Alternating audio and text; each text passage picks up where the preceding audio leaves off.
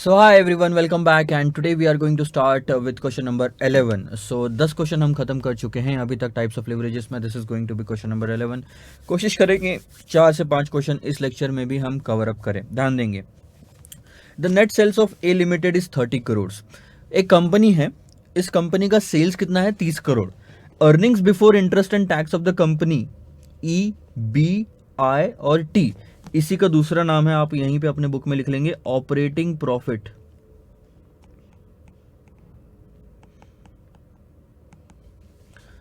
ये as a percentage of net sales are 12%, यानी 30 करोड़ का 12% will be the EBIT. Capital employed comprises 10 crore of equity, 2 crore of 13% cumulative preference share capital and 15% debentures of 6 crore. Income tax rate is 40%. Calculate the return on equity for the company and indicates its segment due to the presence of preference share capital and borrowing. Calculate the operating leverage of the company given that the combined leverage is 3. तो ध्यान दो, अभी सबसे पहले क्या करना है, 3 चीजें निकालनी है. डेटा जो दिया है पहले हम उसको लिख लेते हैं. Question number 11, sales 30 crore, EBIT is 12%.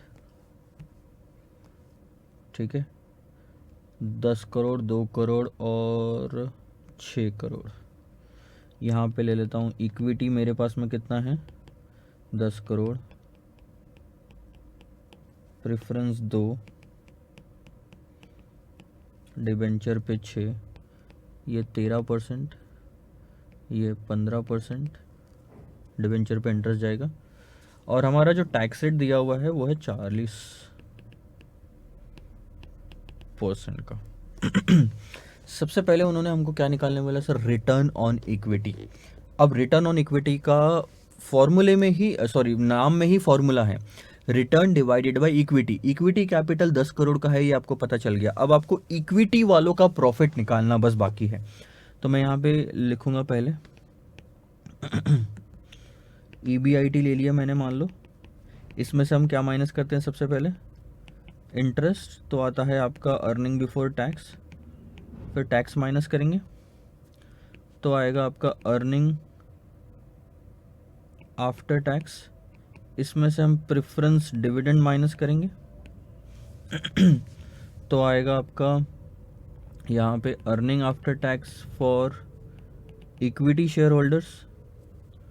ठीक है, सो ध्यान दो, 30 करोड़ का 12% कितना होता है सर? 12 इंटू 3, 3.6 करोड़. इंटरेस्ट आप कितना दोगे? 15% दे रहे हो डिबेंचर पे, जो कि 6 करोड़ के हैं, so that's 0.90 crore.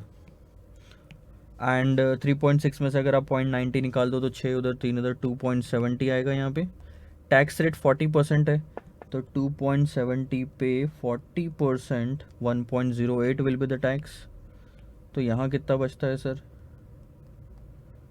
Plus minus, हाँ, 1.62.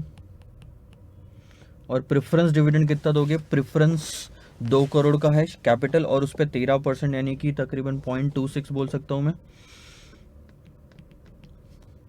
तो हमारे लिए कितना बचा सर? 1.36. ये किसका प्रॉफिट है? ध्यान दो, 1.36 करोड़ ये प्रॉफिट है जो कि इक्विटी शेयर होल्डर को बांटा जाएगा. ठीक है, अब इक्विटी शेयर होल्डर को बांटा जाने वाला प्रॉफिट ये है, तो रिटर्न ऑन इक्विटी हम यहाँ पे निकाल सकते हैं. ROE is equal to earning after tax for equity divided by equity capital. So that's 1.36 divided by 10. 13.60% is my ROE in this question. ये आपका पहला आंसर हो गया. अब बारी आती है 13.6% का मतलब क्या है, पहले तो ये जान दो. Return on equity of 13.6% mean sir हर 100 रुपए पे इक्विटी शेयर होल्डर्स 13 रुपए 60 पैसे कमा रहे हैं इस कंपनी में. उनके लिए जो पैसा बचा है वो है 13 रुपए 60 पैसे का. ठीक है, खत्म हो गया क्वेश्चन. इसके बाद इंडिकेट इट्स सेगमेंट, इट्स मतलब जो आरओई आपने अभी निकाला सर, उसके सेगमेंट बताओ due to the presence of preference share capital and debenture. अब ये थोड़ा ऐसे डायरेक्टली समझने में डिफिकल्ट है, लेकिन इसका मतलब क्या होता है मैं बताता हूं कि इक्विटी, रिटर्न ऑन इक्विटी कितना अफेक्ट हुआ है प्रिफरेंस शेयर कैपिटल और डिबेंचर के कंपनी में आने से या रहने से। यानी आप बताओ कि इक्विटी पे रिटर्न कितना अफेक्ट हुआ है इक्विटी शेयर प्रिफरेंस शेयर्स और डिबेंचर की वजह से। अब ध्यान दो, अब हम क्या बोल रहे हैं सर कि प्रेफरेंस शेयर और डिबेंचर की वजह से कितना अफेक्ट हुआ है। पहले तो आप लिख लेंगे ये चीज, क्योंकि बाद में ना आप भूल जाएंगे, तो मैं पहले आपको ये लिखा देता हूं इसका मतलब क्या होता है।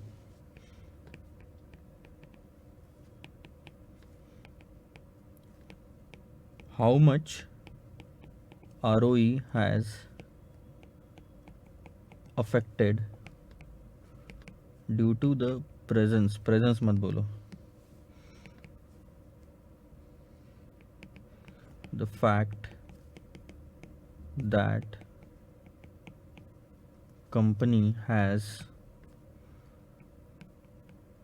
brought preference and debenture, preference share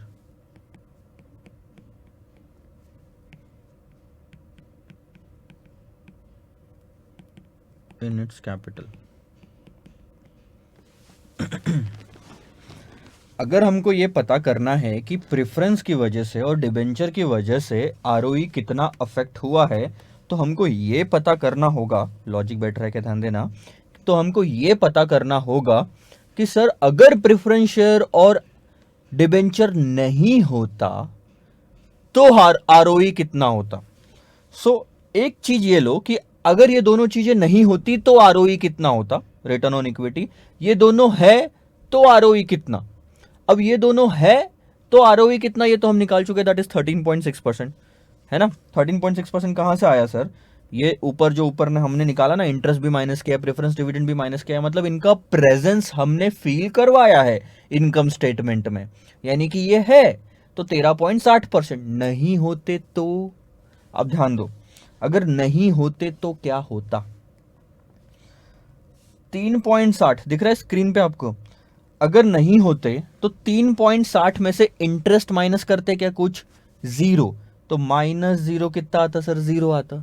EBT भी जीरो आता, सॉरी 3.6 आता। इसमें से आप टैक्स माइनस करते, गवर्नमेंट तो है ना सर हमारे देश में, गवर्नमेंट को टैक्स तो देना पड़ेगा, तो हमारे लिए प्रॉफिट कितना बचता, 2.16। 3.6 में से हम टैक्स माइनस करते 40%, तो कितना बचता, 2.16। अब ये हो गया आफ्टर टैक्स। अब इसमें से प्रेफरेंस डिविडेंड कितना माइनस करते, जीरो, क्योंकि हम क्या सोच रहे हैं, अगर ये दोनों नहीं होते तो जीरो माइनस करोगे तो बचेगा कितना, जीरो, 2.16। अब ये 2.16 profit after tax for equity share holder कहलाता। ठीक है, profit after tax for equity share holder कहलाता। अब 2.16 सारा का सारा प्रॉफिट किसका होता सर, सारा का सारा प्रॉफिट इक्विटी वालों का होता। और इक्विटी वाले कितने होते, इक्विटी वाले होते सर उस टाइम पे 18। 10 मत लेना, हम क्या अगर हमको दोनों को कंपेयर करना है तो हमको कैपिटल की अमाउंट तो सेम लेना पड़ेगा, 10, 2 और 6। अगर ये दोनों नहीं होते तो हम मान के चल रहे कि ये 8 करोड़ का जो है ये एक्स्ट्रा इक्विटी ही होता, इक्विटी ही होता। तो कितना इक्विटी हो गया, 10 और 2 12 और 6 18, 18 का इक्विटी होता। और ये 18 के 18 पैसे किसके होते, 2.16 के होते। अब मैं आपको फिर से समझाता हूं, क्योंकि यहां पे आपको थोड़ा सा कंफ्यूजन होगा। आप क्या बातें कर रहे हो सर। हम दो चीजें लेंगे, क्योंकि मैं थोड़ा टाइम ले लेता हूं। ROE with debenture and preference, मैं शॉर्ट फॉर्म में लिख रहा हूं, या फिर डेट एंड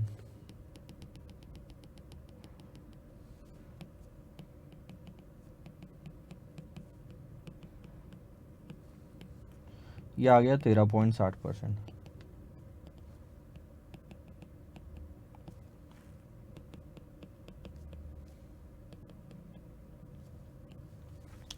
आप मेरे को ये बताओ, जब आपने विथ डिबेंचर एंड प्रेफरेंस निकाला तो टोटल कैपिटल तो आपने 18 लिया ना, 10, 2 और 6 का, ठीक है। यहाँ भी तो टोटल कैपिटल सेम होना ना सर, कैलकुलेशन कर रहे तो, क्योंकि क्या होता है ना, आपने 18 करोड़ का कैपिटल मार्केट से रेज किया, और मार्केट से 18 करोड़ का रेज किया, उसका इस्तेमाल किया साल भर, तभी जाके सर आपने 3.6 करोड़ का प्रॉफिट कमाया है। अगर कैपिटल कम होता तो प्रॉफिट भी कम हो जाता, नॉर्मली यही मान के चलेंगे। तो अगर हमको इस क्वेश्चन सेकंड वाले पार्ट में भी 3.6 करोड़ का प्रॉफिट लेना है तो कैपिटल भी पूरा लेना पड़ेगा।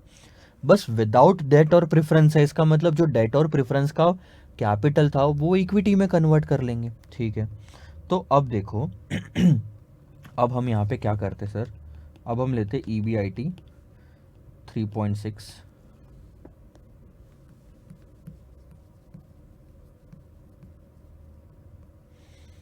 फिर इसमें से इंटरेस्ट माइनस करते 0, तो आता EBT 3.6, टैक्स 40% माइनस करते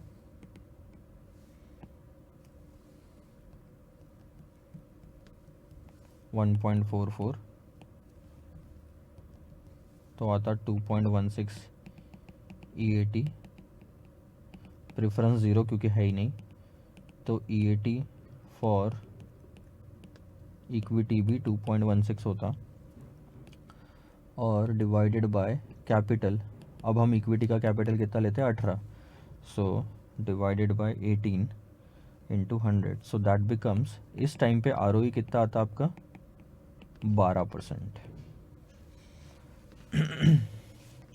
ये एक तरीका है। मैं दूसरा ऑल्टरनेटिव बताता हूँ, अगर इतना सब झंझट नहीं पालना आपको।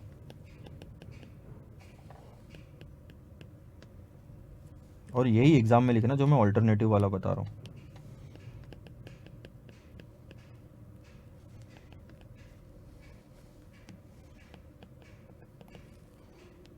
$3.6 करोड़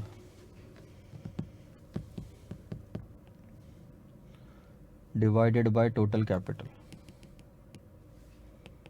रिटर्न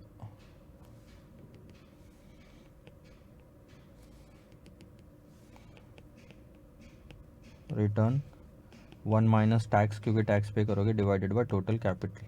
ये समझने में आसान है, वो और कुछ नहीं, ऊपर जो किया उसी का ही एक प्रारूप है। That comes to 20%।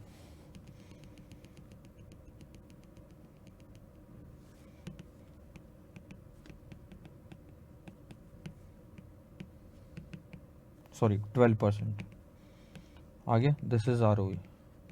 Now question पे आते हैं वापस। अब due to the presence of, एक सेकंड होल्ड करना,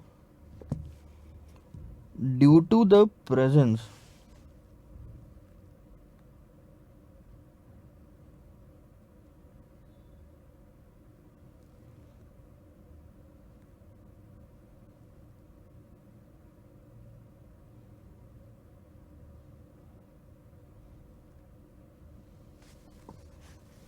वन सेकेंड,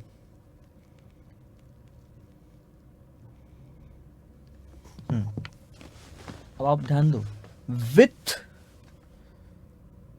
कहाँ गया बे, विथ डेट और प्रेफरेंस, मतलब डेट के और प्रेफरेंस के प्रेजेंस की वजह से 13.60% मेरा रिटर्न ऑन इक्विटी आता है, लेकिन इनके बिना 12% ही आता है, यानी इनकी वजह से 1.6% ज़्यादा आ रहा है, 1.6% मेरा ज़्यादा आ रहा है। सो ध्यान देना अब,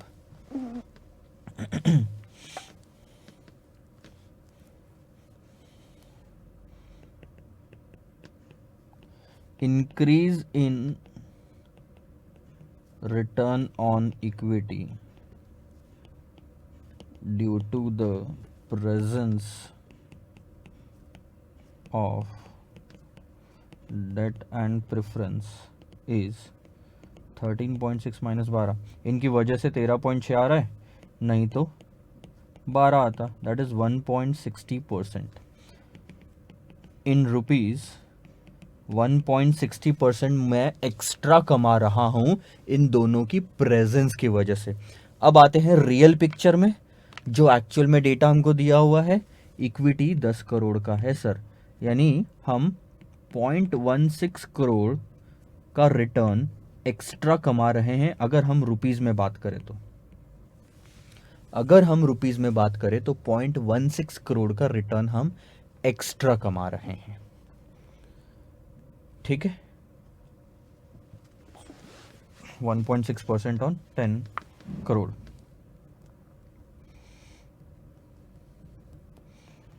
one point six percent into 10, that's 0.16। अब क्वेश्चन क्या बोलता है कि ये जो आप एक्स्ट्रा कमा रहे हो 0.16 करोड़, इसमें से डेट की वजह से कितना और प्रेफरेंस की वजह से कितना, ये बता दो। कहानी खत्म। सेगमेंट करना यानी कि उसको डिवाइड करो। आपने ये तो बोल दिया सर कि आप 0.16 करोड़ या 1.6% ज्यादा कमा रहे हो इक्विटी पे due to the presence of debt and equity, debt and preference.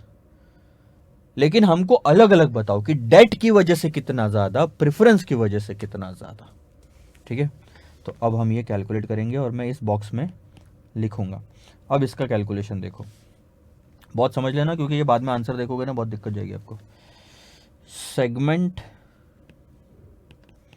Of ROE that is 0.16 crore, मैं अमाउंट में बात कर रहा हूं, ड्यू टू डेट। ध्यान देना, अब ध्यान दो। अभी आप एक्चुअल में कमा रहे हो, सॉरी,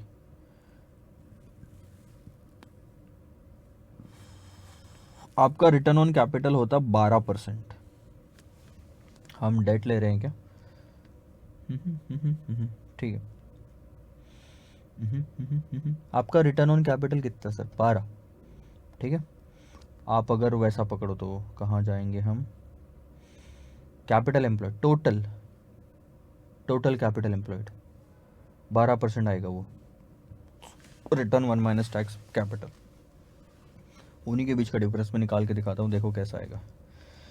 लेकिन return on capital employed is 12%।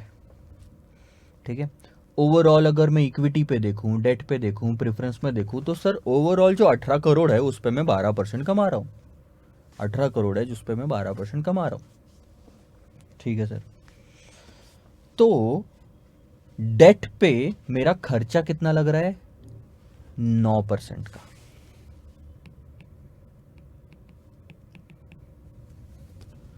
अब ध्यान देना मैं क्या बोल रहा हूं, या फिर आप ये ऐसा करो, आप कमा कितने रहे हो? Return minus cost into capital. तो मैं कमा 12 रहा हूं पूरे कैपिटल पे, लेकिन लग मेरे को 9 ही रहा है। अच्छा, ये 12 कहाँ से आया मैं आपको बताता हूँ। अब ये रिटर्न आप बोलोगे तो आप बोलोगे सर ये रिटर्न ऑन इक्विटी हुआ 12% का, ये रिटर्न ऑन कैपिटल एम्प्लॉयड भी हुआ है।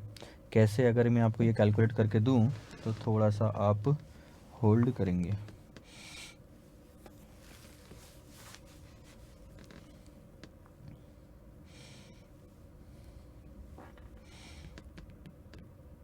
Equity, date, preference 10, 6, 2। वेट ले लो, weighted average cost of capital कैसे निकालते हैं आप? 10/18, 6/18, 2/18। ठीक है, कॉस्ट ले लो इसकी, तो कॉस्ट, इक्विटी की कॉस्ट कितनी? 13.6 आ रही थी। और डेट की कॉस्ट कितनी लोगे सर आप? 15%, 1 माइनस 0.40 यानी कि 9 आएगी। कॉस्ट ऑफ डेट कभी भी आफ्टर टैक्स लेते हैं, याद रखना। और फिर ये आ रही थी 13 I think.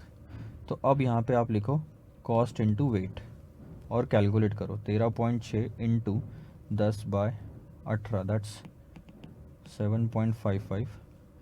9 into 6/18 that's 3 and 13 into 2/18 that's 1.44। सो अगर आप टोटल करोगे सो 11.99, यानी मैं क्या लिखूँ यहाँ पे सर? 12% लिख सकता हूँ, वो तो राउंडिंग ऑफ की वजह से 99 आ रहा है। 12% आ रहा है मेरा कॉस्ट, ओवरऑल कॉस्ट। इसका मतलब क्या होता है पहले तो ये समझ लो, 12% is what the overall cost on the entire capital. हर एक रुपये, 18 करोड़ में से हर एक रुपये पे ऑन एन एवरेज 12% का WACC लग रहा है। अब ये इन्वेस्टर के एंगल से रिटर्न होता है, हमारे एंगल से कॉस्ट होता है। तो फिलहाल के लिए अब आप उसको अगर रिटर्न मान के चले कि आप, अच्छा कॉस्ट मान के चलना है तो कॉस्ट मान के चलो, इजी है, कोई दिक्कत नहीं है। लिखूंगा मैं वहाँ पे रिटर्न माइनस कॉस्ट। 12% हर एक रुपए पे आपको ओवरऑल कैपिटल पे लग रहा है, लेकिन जब सिर्फ डेट की बात आती है तो उस पे सिर्फ 9% लग रहा है।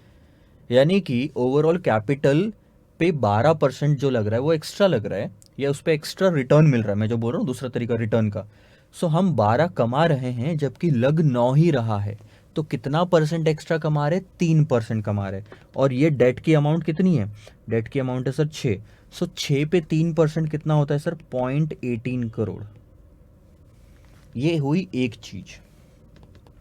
दो, आप इतना एक्स्ट्रा कमा रहे हो। सर क्या बात कर रहे हो सर, ऊपर तो आपने लिखा कि भैया इक्विटी सॉरी डेट और प्रेफरेंस दोनों से मिला के 0.16 करोड़ कमा रहे हैं बस, लेकिन इसमें तो सिर्फ डेट से ही 0.18 आ गया।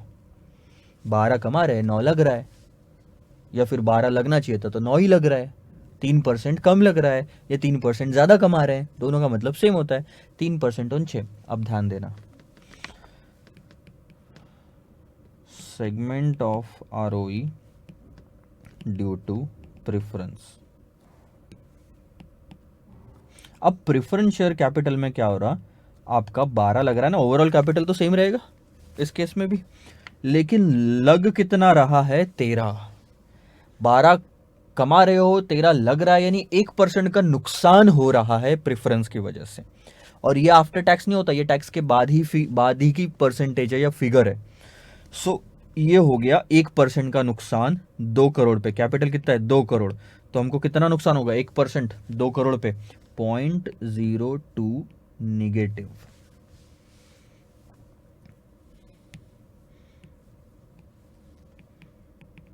टोटल सेगमेंट 0.16 करोड़ आया गया।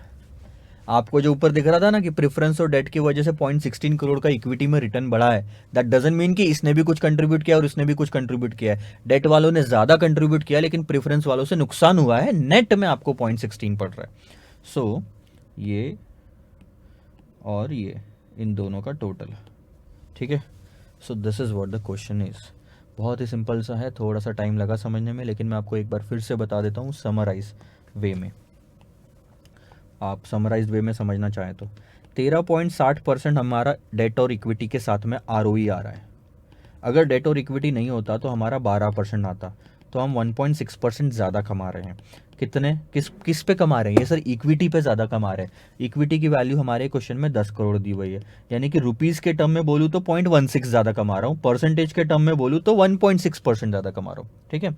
सो 0.16 करोड़ अगर ज़्यादा कमा रहा हूँ तो क्वेश्चन बोलता कि सर हमको ये बताओ डेट की वजह से कितना है इसमें और प्रेफरेंस की वजह से कितना है। तो हमने निकाला डेट की वजह से सर 0.18 और प्रेफरेंस की वजह से -0.02 करोड़। तो इस तरह से 0.16 आता है। ये है समरी पूरे इसकी, लेकिन ऐसे समझा था तो पहले समझ में थोड़ी आता। ठीक है, बड़े सर आगे क्वेश्चन क्या बोलता है, आगे देखो। Calculate the operating leverage of the company given that the combined leverage is 3। Second part,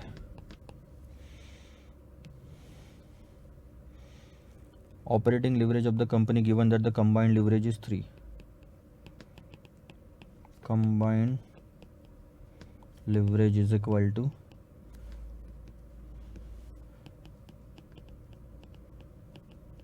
contribution divided by EBT.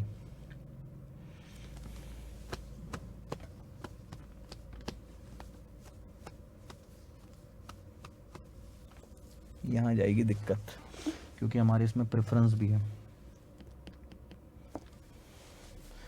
Financial leverage भी इसके अंदर आएगा, ठीक है। कंबाइंड लिवरेज 3 है आपके इसमें दिया हुआ,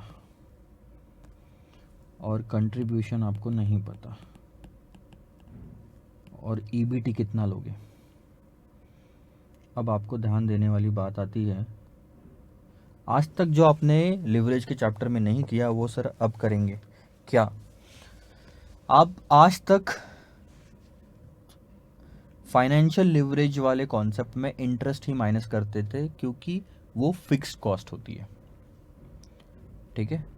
आज तक कोई क्वेश्चन में, जो 10 क्वेश्चन हमने देखे, उसमें प्रेफरेंस डिविडेंड नहीं आया, इसीलिए वो कभी एडजस्ट करने का मौका नहीं मिला। लेकिन फाइनेंशियल लिवरेज में ध्यान देना, फिक्स कॉस्ट एडजस्ट होती है, एंड फिक्स कॉस्ट का मतलब सिर्फ इंटरेस्ट से नहीं होता बल्कि प्रेफरेंस डिविडेंड से होता है। तो यहाँ पे हम दो फिगर माइनस करेंगे, एक तो 0.90 की इंटरेस्ट और फिर हम 0.26 का प्रेफरेंस डिविडेंड। ठीक है सर, अब आप एक काम कर लो, EBIT 3.60, ध्यान देना, EBIT 3.60 माइनस 0.90 माइनस 0.26 तो आया EBT, और वो EBT लो डिनोमिनेटर में वहां पे। लेकिन अभी भी एक गलती है, ये जो प्रेफरेंस डिविडेंड 0.26 का दिया हुआ है, ये आफ्टर टैक्स अमाउंट है।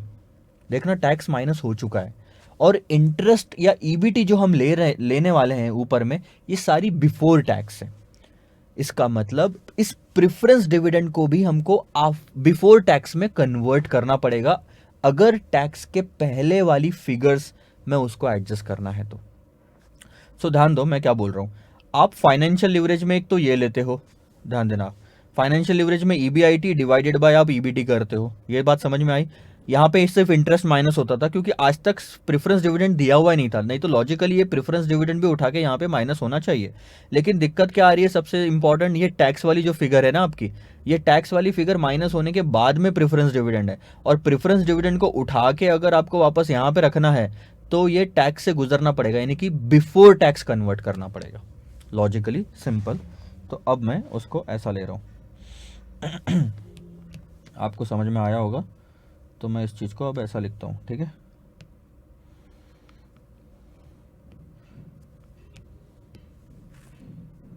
एक सेकंड होल्ड करना।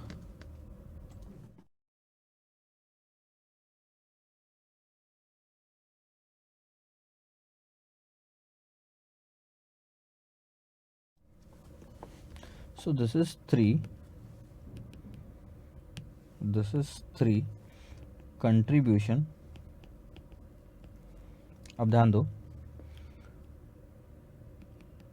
EBIT minus interest minus preference dividend, तो EBT लेना चाहिए, लेकिन प्रेफरेंस डिविडेंड को बिफोर टैक्स कन्वर्ट करना है, तो दिस इज 0.60, 40% टैक्स माइनस किया ना हमने, कितना है मेरे को नहीं पता, मैं भूल गया, टैक्स 40% माइनस किया, तो जो प्रेफरेंस डिविडेंड आया बाद में वो 60% प्रॉफिट में से ही तो दिया ना, तो प्रेफरेंस डिविडेंड की अमाउंट कितनी है, 60% है, तो उसको 100% में कन्वर्ट कर लो 0.60 से डिवाइड करके। So this will be like contribution EBIT is 3.6 minus 0.90 minus 0.26 divided by 0.60, ठीक है। सो आपका कंट्रीब्यूशन आएगा sir 0.26 divided by 0.60 plus 0.90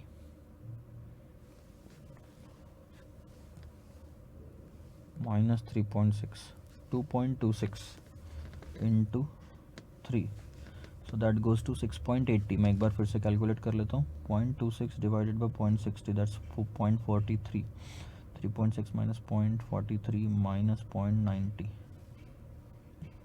so that's 2.27 into 3 that's 6.81, नहीं गलत किया, 3.6 माइनस 0.43 माइनस 0.90, 2.27 इंटू 3 दैट्स 6.81, ठीक है। सो contribution will be 6.81 करोड़, ये कंट्रीब्यूशन आया। ऑपरेटिंग लेवरेज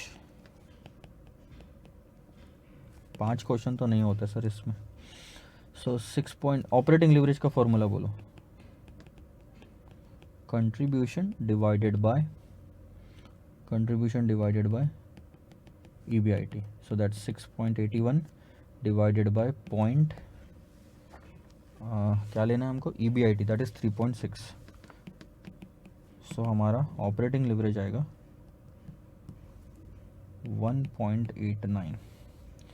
अब इंस्टीट्यूट के मटेरियल में आई थिंक अलग दिया होगा, क्योंकि अगर प्रेफरेंस डिविडेंड का मतलब कैलकुलेशन अगर उन्होंने नहीं लिया होगा तो फिर आंसर आपका मैच कर जाएगा। So this is what the entire answer is. 2 answer total आपके कितने, 3 आंसर है।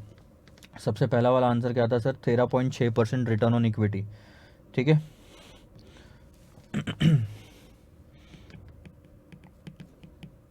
13.6%। उसके बाद में सेगमेंट की बात करें तो डेट की वजह से 0.18 और प्रेफरेंस की वजह से -0.02 और लास्ट में ऑपरेटिंग लिवरेज 1.89। तो ये आपके फाइनल आंसर है। लिखो, करो, ख़त्म काम। So this is all about the entire thing of this question and I think थोड़ा सा दिमाग लगाना पड़ा है आपको, इसलिए मैं इस वाले लेक्चर में एक ही क्वेश्चन ये कंप्लीट करूँगा। नए वाले लेक्चर से अपन और क्वेश्चंस लेंगे और उसमें एडिशंस करेंगे। So for the timing just this much, note down these answers. I hope आप साथ साथ में लिख रहे थे। Note down these answers and meet in the next lecture with the new question. Bye bye.